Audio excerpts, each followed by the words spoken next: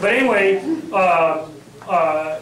I was on a radio show. Larry Elder, who's a friend of mine, used to have a national radio show based out of Los Angeles, and he had invited Tracy Bridges, one of the two students who had stopped the attack, on. And Tracy had mentioned that he had talked to at least 50 reporters the day of the attack. And also the other student had talked to a lot too. But being a law school student, having access to Nexus and Westlaw, he wanted to see what everybody wrote about him. So he'd gone and looked it up the next day, and he couldn't find himself in all the quotes and discussions about the thing. So I thought he was exaggerating a little bit. And so I decided to go and call up 50 reporters, who I didn't know which ones he had talked to. And I just wanted to know, did they know about the facts there? And all of them knew about it. And then I asked them, did they talk to either of the students? And all but 3 of them had talked to either one or both the students who had used their guns to stop the attack. And so I asked them then, well, why is it that you don't mention this in your story? You mentioned being pounced on or tackled or whatever. And Maria Lott at the Washington Post gave me the explanation, which to the extent I was able to get an explanation, she gave me, and she said she only had a little bit over 900 words to do the story, and she simply didn't have the space to get into it. She had 2 paragraphs on the type of gun that was being used. But my note to you all is, you think about the media bias, and before I tried to explain why most news coverage is not media bias, it's understandable why they're not newsworthy stories, okay? Because nothing bad happened. Here are stories which are already getting national, international news, and yet how it ended when a citizen used their gun to stop it isn't reported in those stories. And I think it has a big impact on people's perceptions about the costs and benefits for using guns in these types of situations. And so, I can give you other stories about the media, but there are cases. You have Paducah, Kentucky. You have Edinburgh, Pennsylvania. You have Santee, California. In that case, it was an off-duty cop who was doing it. But you have other cases like that. Look at other cases.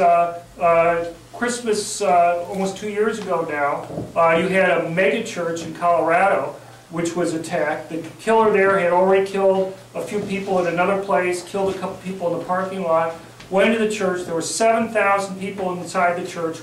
Does anybody know what coincided with the day of the Columbine attack? Birthday. National Marijuana Day. I guess I was thinking more seriously. What happened that day was the Colorado legislature was scheduled to vote that afternoon on final passage of the concealed carry law. And from their letters and from them following the debate, I don't think there was any accident that they timed it for that, because the governor said that he was going to quickly sign the bill into law afterwards if it had passed. When they attacked, it completely derailed the law. It took a couple years before it was even brought up again in the Colorado legislature, which is often the problem. You have one of these attacks, the response is, we ban guns, we don't allow guns in there, and unfortunately, as I've tried to argue, that's the exact opposite response from what you should be having. Yes, ma'am. If you look into corporate policies, or for example, banks tend to be pretty victimized with hold-ups, and they don't ever seem to defend themselves. They just kind of give it away and hope police run. Right. Yeah, well, most of these things I've looked into, but the one thing I'll say about this is you have to deal with OSHA. OSHA has a lot of power over what companies do. So for example, when companies fight against allowing employees to have guns in parking lots, they're worried about federal regulations that will be used to make them liable if things go wrong. And OSHA basically just kind of as a knee-jerk reaction, kind of forces companies into positions where their employees aren't allowed to go and defend themselves. So I've had discussions with CEOs. I've had CEOs of companies seek me out to go and talk to me about these issues, and I have absolutely no doubt that they're convinced that those are the wrong policies in some of these cases. But their lawyers tell them We can't do anything about it because of the OSHA laws. So even if they're convinced that passive behavior on the part of their employees is not the best response, you know, they have to deal with the regulations that are there. Yes, in the red. What are your thoughts on the lack of national reciprocity and the potential for a successful challenge on the full faith and credit clause? You know, you can pretty much get close to national reciprocity with, you know, getting permits from Florida or Utah or other places like that. You know, you can get into the mid-30 range in terms of states that are, and then you can go and get others. I mean, I guess basically, if you end up with like 4 permits, you can probably cover every state in the country that allows concealed carry. So that basically means like 40 states or so. Now, one thing I'll mention, maybe I can get into this here, and that is, you know, some people say, well, what about bystanders that might get shot by concealed carry permit holders? And what I can say is, out of all the multiple victim public shootings that have occurred, where you have some criminal doing the attack and people are trying to stop him, I don't know of one case where bystanders have been shot by permit holders. You know, we have like 6.2 million people with these permits. We've had these for a lot of years. Some states like Indiana go back to the 1927 on these things. You'd think you'd have at least a few cases. I can't find them.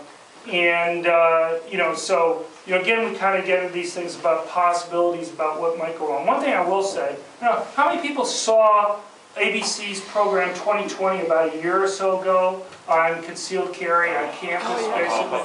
Okay, now, one thing that they tried to do in that program was run an experiment where they would go and give one student a concealed handgun in a class, and then they would have a firearms expert run into the room and start firing. And one of the things they try to say is that the person with the concealed handgun just simply wasn't able to respond. Well, they really set up that experiment, because what they did was they had the one student with the concealed handgun sit in the exact same seat in all the experiments that they had, different student each time, and the attacker knew which student it was and where they were seated. And so you may have 50 people in the room, but the whole advantage that we've been trying to go through in all this discussion here is it's concealed. So when you were to go into a room, and if somebody were to come into this room and attack, you know, from the side or whatever, and we'd have everybody flying around over here, there'd be a lot of things for that guy to keep track of. He wouldn't know who to go and fire at first. If we talked about before, let's say there were 2 or 3 people that had permanent concealed handguns in here, even one, he wouldn't know which person to go and take out first. So while he's watching activity in one part of the room, the likelihood that he would know who's going to be able to defend themselves and others here would be pretty low. So, you know, it was obviously, you know, plus they made the kid wear gloves too and other things.